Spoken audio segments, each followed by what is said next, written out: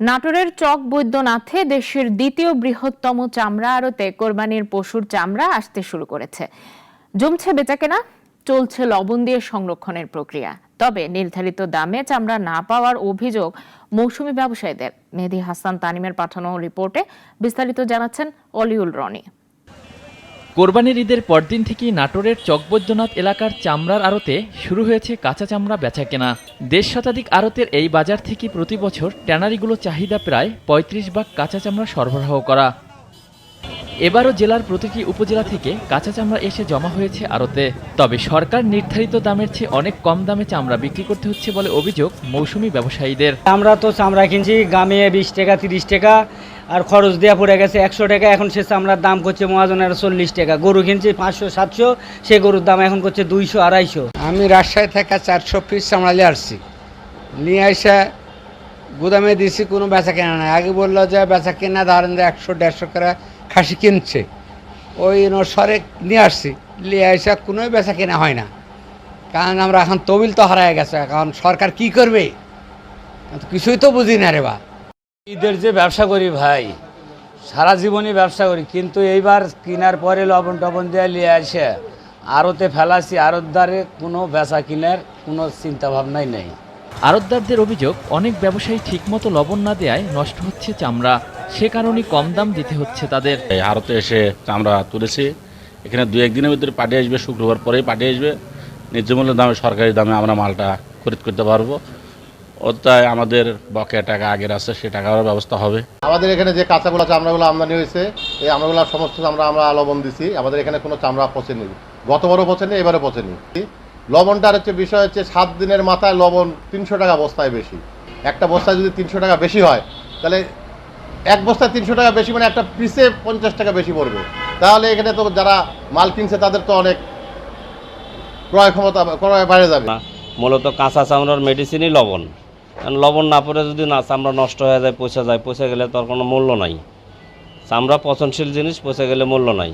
এটা মূলত আমরা চামড়াওয়ালা, আমরা কিছু বুঝি। তো এখন কথা হচ্ছে যে চামড়া যদি একটা ওভার বড় চামড়া হয়তো ৩০-৩৫ হাজার টাকা দামের খাসি, হ্যাঁ, চাকুর মাথা লেগে মিডিলে কাট হয়ে গেল, ওই চামড়াটা বাদ, কোনো দামে চলে না। ওই চামড়াটা তো খরচ পড়ে ৩০ টাকা ৩৫ টাকা লবণ দিয়ে। তো এখন এটা তো লস। এখন তারা দেখা যায় যে চামড়া কিনেছে ১০০ পিস চামড়ার মধ্যে আমরা আইসা সিলেকশন করে আদত বাদ বাঁচলে দেখা যাচ্ছে ২৫ থেকে ৩০% বা ২০% মাল পাওয়া যাচ্ছে ভালো। এখন এই ২০% মাল চামড়া মূল্য হিসাব করে ভালোটার মূল্য আর খারাপটার মূল্য এক জায়গা করলে বাজার ধস, চামড়ার দাম নাই।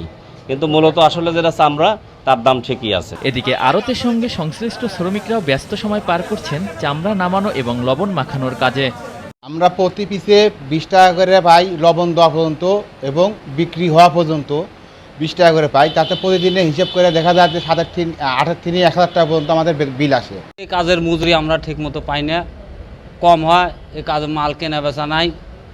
সরকারের কাছে আবেদন, মালের দাম বাড়ায়, আমরা কাজ করে জানি বেতন বেশি করে পাই। আমরা হলো পরিশ্রম, মাটি কাটা পরিশ্রম। যে গরম, এই গরমের মধ্যে হলো বিল দেয় না, এই বিলে হলো আমার পোষায় না, খুব কষ্ট।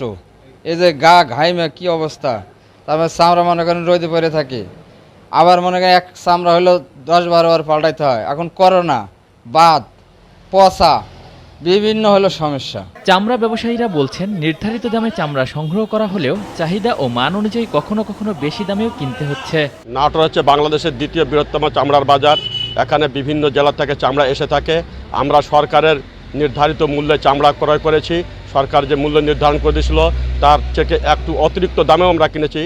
কেনার পর আমরা সংরক্ষণ করে রেখেছি, এবং এখানে ঢাকার যারা ট্যানারি মালিকরা আসে, ওনারা ৮-১০ দিন পর থেকে আসবেন, এবং আমাদের এই চামড়াগুলি আমরা আশা করি আমরা সরকারের যে বেঁধে দেওয়া দাম, ট্যানারি মালিকরা আমাদেরকে সে অনুপাতেই দাম দিবেন, এই আশা রাখি। নাটোরের পুলিশ সুপার জানান, আইনশৃঙ্খলা রক্ষায় নেওয়া হয়েছে কঠোর ব্যবস্থা, চামড়া পাচার রোধেও রয়েছে বিশেষ নজরদারি। নিরাপত্তা ব্যবস্থা ইতিমধ্যে আমরা সাদা পোশাকে এবং পুরা পোশাকে, এবং আমাদের একটা অলরেডি নিরাপত্তা ক্যাম্প স্থাপন করা হয়েছে এখানে। আমাদের পর্যাপ্ত গোয়েন্দা তৎপরতা অব্যাহত আছে। এই জন্য আমরা ঈদের এই পর্যন্ত আমরা খুব সুন্দরভাবে ম্যানেজমেন্ট করতে পারছি। আমরা চামড়া পাচার রোধে সরকারের নির্দিষ্ট কিছু নির্দেশনা আছে, সরকারের নির্দিষ্ট গোয়েন্দা তথ্যের ভিত্তিতে আমরা ওই চেকপোস্টগুলোতে আমাদের তদারকি জোরদার করেছি। আমরা বিশ্বাস করি যে আমরা সরকারের নির্দেশনার বাইরে কোনো রোডে কোনো জায়গায় কোনো চামড়া পাচারের সুযোগ নেই। সেটার ক্ষেত্রে আমরা স্থানীয় বিজিবির সাথে যোগাযোগ আমাদের আছে, যৌথ বাহিনীর সাথে আমাদের যোগাযোগ আছে। আমরা সবাই মিলে আমরা চেষ্টা করব যেন কোনো অবস্থায় সরকারের নীতির বাইরে কোনো ধরনের চামড়া পাচার অথবা কোনো কিছু না হয়। সংগ্রহের পাশাপাশি চলছে প্রক্রিয়াজাতকরণের কাজ। আড়তদাররা বলছেন ঢাকা ও অন্য ট্যানারিগুলোর চাহিদা অনুযায়ী চামড়া সরবরাহে তারা প্রস্তুত। অলিউল রনি, নাগরিক। ওয়ালটন আবারও মিলিনিয়ার অফারে ওয়ালটন ফ্রিজ কিনে আপনিও হয়ে যেতে পারেন মিলিয়নিয়ার।